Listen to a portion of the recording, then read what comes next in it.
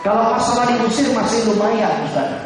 Tapi ini dalam pasal yang kanan, Tuhan berkata, aku akan memusnahkan mereka.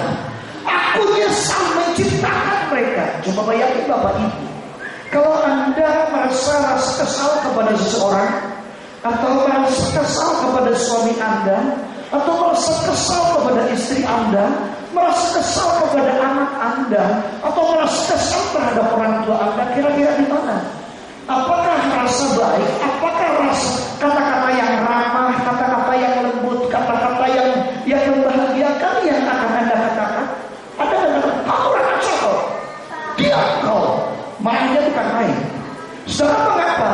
Karena ada sebuah penyesalan. Nah, sekali lagi, mengapa ada timbul penyesalan? Karena ada sebuah pelanggaran. Karena ada sesuatu yang tidak sesuai dengan persesuaian atau persepakatan.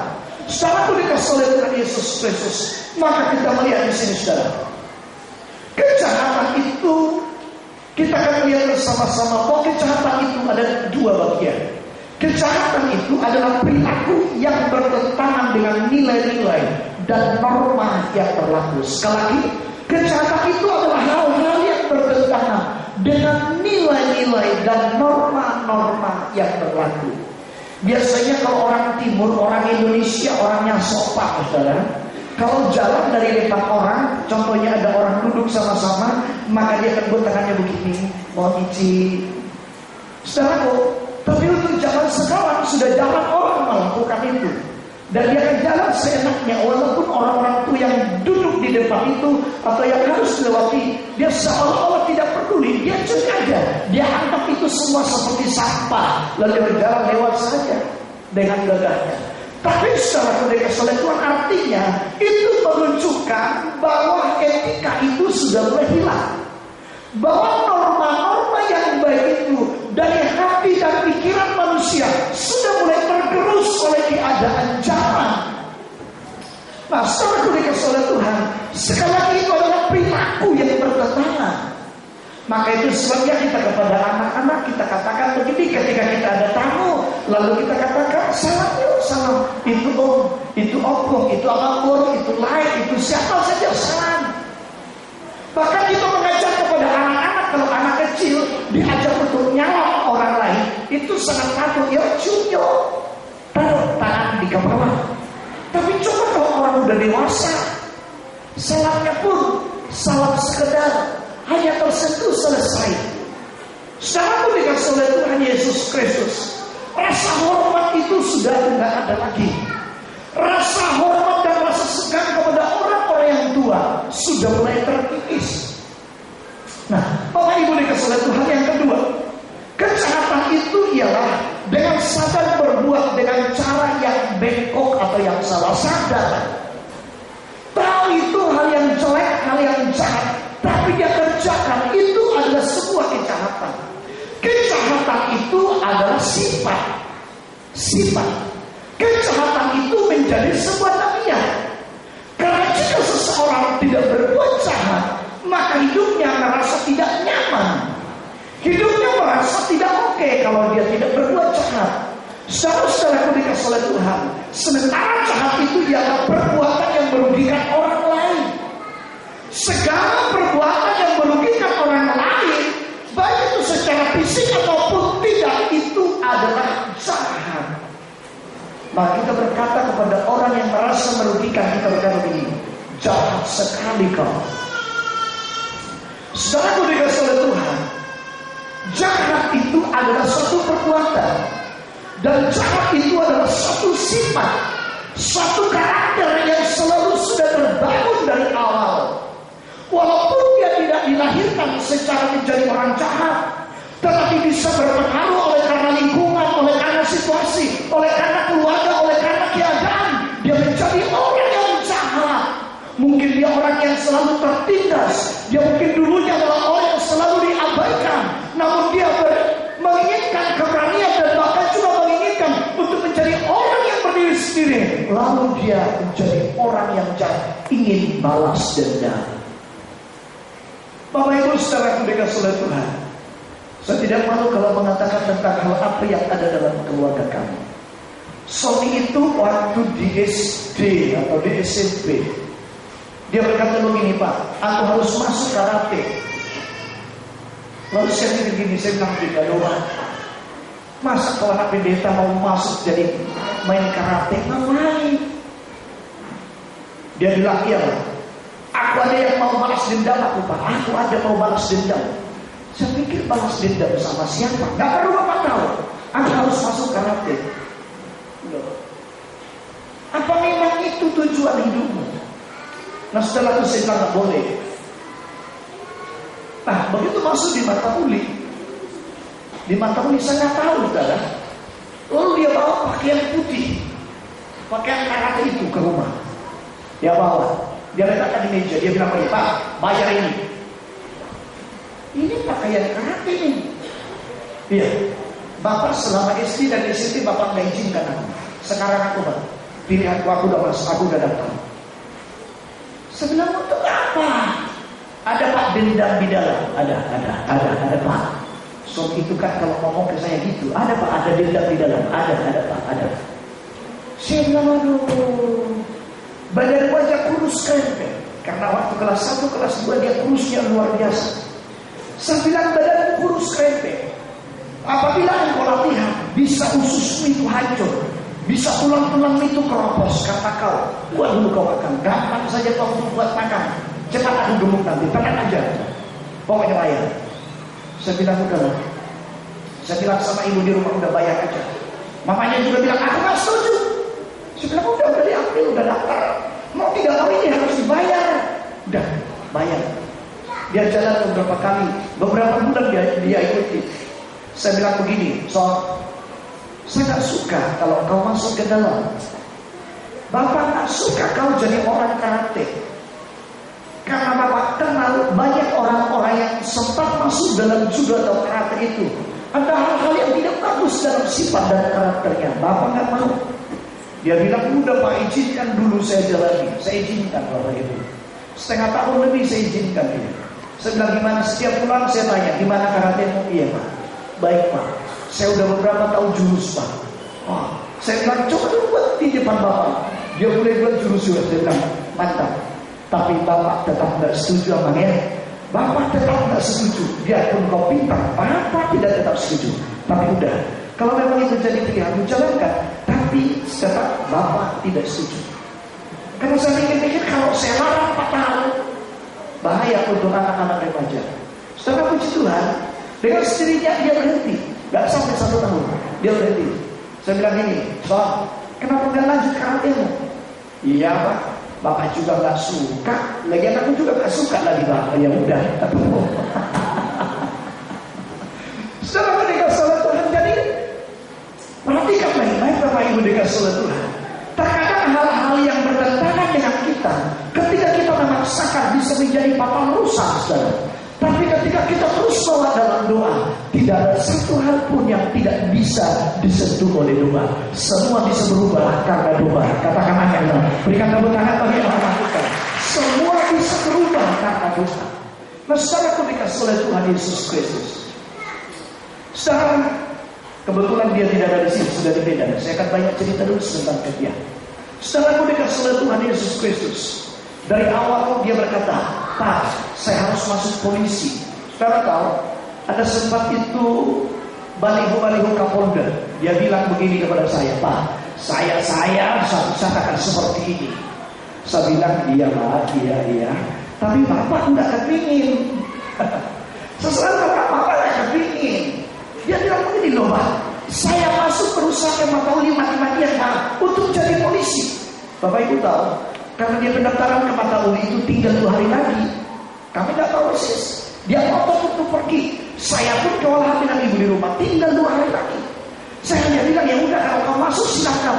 Karena dia berkata begini, Pak izinkan aku untuk mencoba. Masa Bapak tidak izinkan aku mencoba? Langsung Bapak larang aku katakan tidak bisa masuk. Aku belum mencoba. Ya udah, saya hantar tiap hari untuk testingnya. Saya hantar. Dalam hatiku begini, Tuhan, kalau Engkau mengizinkan dia masuk, silakan Tuhan. Tapi aku tetap tujuannya bukan polisi. Aku tujuannya dia jadi hamba Tuhan. Itu tujuan saya. Saudara dikasih oleh Tuhan, puji Tuhan. Masuk di kelas 3 dia berkata, Pak, aku ke akpol. Saya bilang itu yang beberapa bulan di kelas 3, tiba-tiba badannya itu kudis luar biasa. Suatu penyakit yang belum pernah kulihat. Rusak seluruh wajahnya, seluruh badannya rusak. Saya bilang begini, saya bawa ke dokter spesialis kulit, saya bawa ke gini, Pak, saya bilang begini, sudah, mungkin saya sudah pernah saksikan di sini. Sekarang sudah. Kalau kau sembuh hanya dengan dioleskan dengan minyak, hanya melalui doa, artinya Tuhan tidak setuju kau ke akpol. Oke? Puji Tuhan. Selesai. Berjalan dengan baik. Jadi seperti itu. Hanya dengan didoakan dan diolesin dengan dia segera olesin dalam nama Yesus. Kamu olesin aja. Kamu yang olesin bukan apa. Kamu yang olesin ini minyak. Dia olesin selesai sudah. Nah sekarang aku dikasih oleh Tuhan, apa yang terjadi? Kalau dia berkata aku begini, saya tetap katakan tidak. Suatu saat malam tahun baru yang lalu, ketika kami kumpul, saya kaget dengan satu ucapannya. Dia berkata begini, tulang, mama, papa doakan saya. Saya kepingin ke sarjana hukum dulu. Setelah itu saya masuk ke STT. Saya mau jadi hamba Tuhan. Wah, saya menangis. Saya pikir ini jawaban. Walaupun dari tahun ke tahun selalu bergumul dengan semua apa yang ada. Nah saudara ketika sholat Tuhan, ke kawan-kawannya mungkin siapa itu yang dibunuh sulit? Vincent ngomong-ngomong ke saya bulan yang lalu, dia berkata begini, Pak, aku selalu dengan Sony. Ini kan gak dengar dia, jadi naik kupingnya gak naik sekarang. Vincent itu berkata, kalau saya bilang, kenapa Vin? Ya, dia bilang, Pak, kalau dia masuk semester 3 nanti di hukuman, dia akan ambil STT. Sambil dia masuk, dia akan sesuaikan dengan jadwalnya. Oh iya ya, saya pikir oh iya, bagus juga. Nah, setelah aku dikasih oleh Tuhan, sekali lagi, segala sesuatu itu akan dibawa dalam doa. Dan ketika Anda berdoa, sesuatu yang tidak mungkin itu akan menjadi sesuatu yang mungkin bagi Anda. Katakan amin, saudara. Nah, setelah aku dikasih oleh Tuhan, kejahatan itu adalah sebuah kesalahan yang menunjuk tentang cara hidup seseorang yang tidak beragama.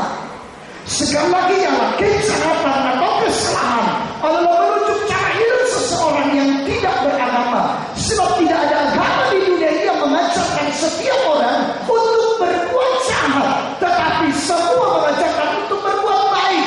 Terlebih orang-orang yang mengenali Yesus Kristus sebagai Tuhan Juru Selamat. Yesus berkata, ikutilah teladanku. Yesus berkata, tinggalkanlah dosamu, tinggalkanlah kejahatanmu. Sebab bila orang tinggal yang hidup dalam dosa dan kejahatan, mereka akan mati dalam kebinasaan, dan hukuman yang kekal selama-lamanya menjadi bagian daripada hidup mereka.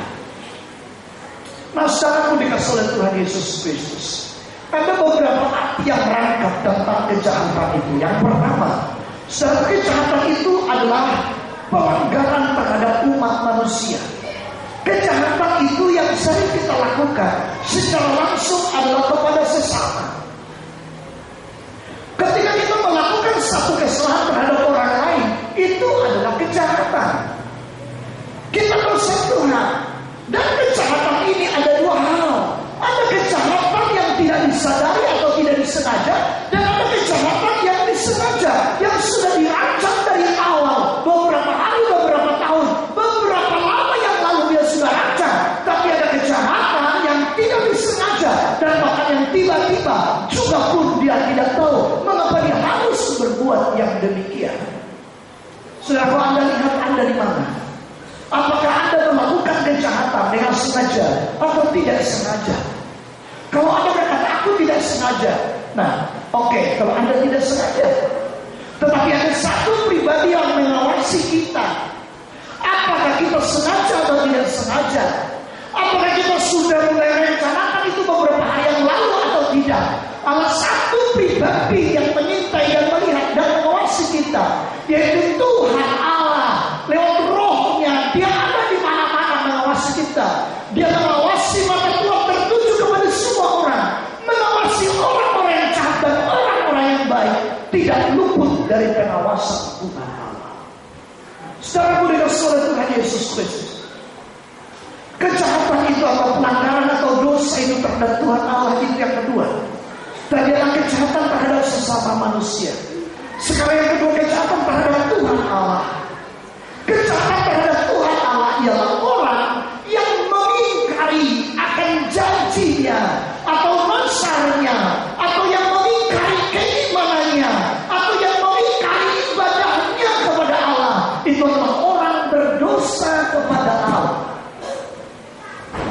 Bapak Ibu, dengar baik-baik.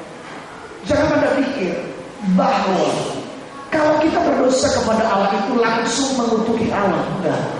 Tapi berdosa kepada Allah ketika kita tidak beribadah, ketika kita mengingkari apa yang pernah kita janjikan. Saudara dengar baik-baik. Pernahkah Anda berjanji? Pernahkah Anda berikrar? Pernahkah Anda bernasar kepada Tuhan? Nah, saudaraku yang dikasihi oleh Tuhan Yesus Kristus, selama kita mengingkari dan mundur dari apa yang pernah kita buat menjadi sebuah komitmen, maka itu berdosa kepada Tuhan. Beberapa bulan yang lalu atau tahun yang lalu, ada sebuah lembaran diisi oleh para pengerja. Di dalamnya ada komitmen. Saya nggak tahu sampai hari ini apakah para pengerja itu tetap dalam komitmen itu. Ketika Anda tidak melakukan komitmen Anda yang Anda buat, yang Anda sudah baca dan Anda tanda tangani, artinya Anda berbuat jahat terhadap gereja dan terhadap Tuhan Allah. Anda bukan berbuat tidak baik kepada saya, tapi dengan baik-baik Anda telah melanggar komitmen Anda terhadap gereja dan juga terhadap Tuhan. Karena ketika Anda menuliskan itu adalah sangkut pautnya dengan pelayanan dan gereja. Nah, secara demikian kita, ketika kita membuat surat perjanjian, kita apabila kita tidak menepati surat perjanjian itu artinya kita melanggarnya, melanggar dan buat kejahatan kepada orang yang berjanji mengikat perjanjian dengan kita. Sekaligus karena janji ini adalah di hadapan Tuhan Allah, kita melanggar kekudusan Tuhan Allah. Nah, Bapak Ibu saudaraku dikasihi oleh Tuhan Yesus Kristus, dalam Matius 24 kita akan baca dulu bersama-sama 37 sampai ayat 39. Matius 24. Agak cepat sebentar, cepat. Matius 24 ayat yang 37 39. Ya, sudah. Oke, kita baca bersama-sama. Kita baca bersama-sama. 3, 2, ya. Sebab sebagaimana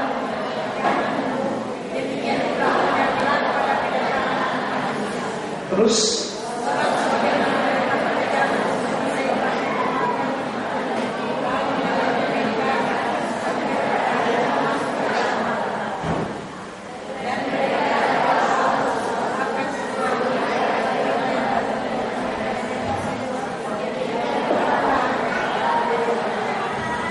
saudara perhatikan, pada zaman Nuh orang-orang itu mereka tidak peduli dengan Tuhan. Saudaraku, mereka tidak peduli dengan ibadah. Mereka tidak peduli dengan kerohanian. Yang mereka pedulikan adalah jasmani, adalah hal-hal daging. Itu yang mereka perhatikan. Saudaraku, ada 3 hal yang paling menonjol dalam kejahatan manusia pada zaman Nuh. Yang pertama ialah nafsu seksual. Perhatikan dalam Kejadian pasal yang 6 ayat yang kedua. Kembali ke Kejadian pasal yang 6 ayat yang kedua. Kita akan baca bersama-sama sekali lagi. Kita Kejadian 6 ayat yang kedua. Sudah ketemu 3, 2 ya. Maka anak-anak Allah melihat bahwa anak-anak perempuan manusia itu cantik-cantik. Lalu mereka mengambil istri dari antara perempuan-perempuan itu, siapa saja yang mereka sukai. Saudara perhatikan, siapa saja yang disukai oleh mereka. Nah, artinya saudara dikasih Tuhan, mereka kepingin. Kalau kepingin itu dari istrinya diambil, nggak ada orang. Tidak ada norma lagi saat itu. Mereka seperti binatang yang tidak ada aturan. Mereka bisa ambil istri orang, mereka bisa ambil anak orang. Pokoknya siapa yang disukai oleh mereka diambil jadi istrinya. Saat dikasih oleh Tuhan, Anda boleh dapat bayangkan barangkali mungkin kejahatan saat itu mungkin bisa jadi 10 orang perempuan istri dari satu seorang laki-laki. Karena siapa saja yang disukai mereka ambil jadi istrinya. Selain yang pertama ialah nafsu seksual. Itu yang dikatakan tadi di sana ada 3 hal yang ingin disampaikan yang paling menonjol dari kejahatan manusia zaman Nuh. Nah, ngomong-ngomong saudara, zaman kita sekarang hampir mirip dengan itu. Anda lihat di mana-mana, dan itu yang terjadi, perkosaan, pelecehan seks dan lain sebagainya. Dan itu yang selalu terjadi hari-hari ini di negeri kita ini. bahkan di seluruh dunia. Artinya menggambarkan bahwa waktu-waktu yang ada sekarang mirip-mirip dengan waktunya zaman Nuh. Saudaraku, yang kedua, pesta pora. Dalam Matius 24 ayat 38. Matius 24 ayat 38. Kita akan baca sebentar. 24 ayat 38. Sudah 24-38 kita akan baca bersama-sama. 3, 2, ya. Sebab sebagaimana mereka pada zaman sebelum air bah itu makan dan minum, kawin dan mengawinkan, sampai kepada hari Nuh masuk ke dalam bahtera. Pesta orang, mabuk-mabukan, saudara. Saudaraku dikasih oleh Tuhan Yesus Kristus, mereka tidak ada hak ibadah. Mereka tidak peduli dengan doa. Mereka tidak peduli dengan Tuhan. Yang mereka pedulikan dan yang mereka penuhi ialah hidup mereka, tubuh mereka, keperluan jasmani mereka, dan kerohanian mereka. Itu mereka tidak pedulikan. Saudaraku dikasih oleh Tuhan Yesus Kristus, saya berharap di antara kita untuk boleh keluar dari hal yang tidak baik ini. Baik itu dari nafsu seksual yang bebas, baik juga itu dari pesta pora. Dan yang ketiga adalah hidup dalam kekerasan. Ayat yang ke-11 dari kitab Kejadian yang tadi, saudara. Perhatikan ayat yang ke-11. Saya ingin menjelaskan dulu sebelum saya akan lebih dalam untuk masuk juga. Ayat yang ke-11 dari kitab Kejadian pasal yang ke-6. Kita baca bersama-sama. 3, 2, ya. Adapun bumi itu telah rusak di hadapan Allah dan penuh dengan kekerasan. Saat itu dikasih oleh Tuhan, bumi menjadi rusak. Bukan karena penerbangan atau illegal logging, tetapi rusak di hadapan Allah karena dosa, karena sikap-sifat dan tabiat manusia. Yang Allah ciptakan manusia itu serupa dan segama dengan Dia adalah untuk menjadi penyembah bagi Allah, adalah untuk beribadah kepada Allah, adalah untuk memuliakan Allah, untuk berserah kepada Allah. Tapi kenyataannya mereka hidup dalam kekerasan. Bumi telah rusak di hadapan Allah. Yang merusaknya adalah dosa. Yang merusaknya bukan hanya illegal logging, tetapi yang merusak yang paling utama di mata Allah ialah perbuatan dan sikap daripada manusia yang hidup dalam dosa, yang hidup dalam kemunafikan, yang hidup dalam kekerasan, yang hidup dalam kebebasan yang tidak terkendali, yang hidup dalam pesta pora, yang mereka tidak peduli dengan Allah yang menciptakan mereka. Allah berkata, bumi telah menjadi rusak. Saudara-saudaraku dikasih oleh Tuhan Yesus Kristus. Dan perhatikan ayat yang kelima. Ayat yang kelima. Ketika dilihat Tuhan bahwa kejahatan manusia besar di bumi, dan bahwa segala kecenderungan hatinya selalu membuahkan kejahatan semata-mata. Kecenderungan, tidak ada keinginan yang baik. Semua dari anak yang kecil sampai orang-orang tua selalu niat yang jahat. Tidak ada niat yang baik. Selalu niat yang mencelakakan. Selalu niat untuk menguasai. Niatnya adalah niat untuk berbuat mencelakakan orang lain. Karena bumi sudah dipenuhi oleh kekerasan, oleh tabiat manusia. Saudara-saudaraku dikasih oleh Tuhan Yesus Kristus, Allah melihat manusia, kejahatan manusia itu secara menyeluruh. Allah melihat kejahatan manusia itu secara global. Tidak ada seorang lagi yang benar kecuali Nuh. Karena hanya Nuh yang berkenan, yang bergaul dan yang benar kepada Allah. Semua umat manusia adalah berdosa dan jahat di mata Tuhan. Maka Tuhan berkata, aku menyesal menciptakan mereka. Saudara-saudaraku dikasih oleh Tuhan, manusia menjadi jahat seolah-olah tidak pernah berbuat dosa, merasa tidak pernah berbuat dosa, merasa perasaan kita sih ya kita benar, tapi sebenarnya kita bukan benar. Rasa-rasanya sih aku ingat sih tidak ada yang salah. Ya menurut ingatan kita, mana kita lupa ingatan jadinya. Tapi Tuhan berkata, kamu telah berbuat dosa. Seingat aku sih tidak ada yang salah. Ya betul, seingat kamu. Tetapi sekali lagi Tuhan berkata bahwa manusia itu jahat, seolah-olah mereka tidak berada merasa bersalah. Sudah mencelakakan orang, dia berkata, aku nggak tahu, aku nggak sengaja, walaupun disengaja. Saudara-saudaraku dikasihi oleh Tuhan, manusia itu tidak ada lagi keturunan yang benar. Karena kenapa? Dari nenek moyangnya sampai anak cucunya adalah orang-orang yang berbuat jahat. Tidak ada lagi ajaran untuk berbuat baik. Tidak diajar lagi untuk sopan santun. Tidak diajar lagi untuk saling menghormati dan punya etika. Tidak ada lagi. Semua dari yang tertua sampai yang terkecil, semua niatnya sudah niat jahat. Karena itu Tuhan berkata, aku akan memusnahkan mereka. Saudara-saudaraku dikasihi oleh Tuhan, Allah bertindak secara radikal untuk membersihkan dunia. Dengan kalimat saya, Allah bertindak secara radikal untuk membersihkan dunia. Dengan kata artian, semua benih-benih kejahatan dan semua orang-orang yang terimbas dan yang melakukan kejahatan, Tuhan Allah berkata, aku harus menghapuskan dari muka bumi. Kejamnya, kita pikir Tuhan itu kejam, tapi bukan.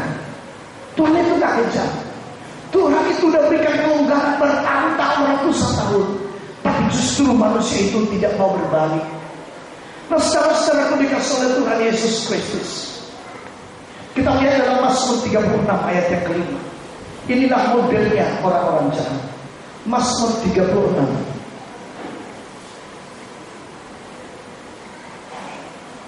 Sudah ketemu 36 ayat yang kelima. Kita akan baca bersama-sama. Ya, sudah. 3, 2, ya. Kejahatan bersama kita baca Mazmur 36 ayat 5, 3, 2, ya. Kejahatan dirancangkannya di tempat tidurnya. Ia menempatkan dirinya di jalan yang tidak baik.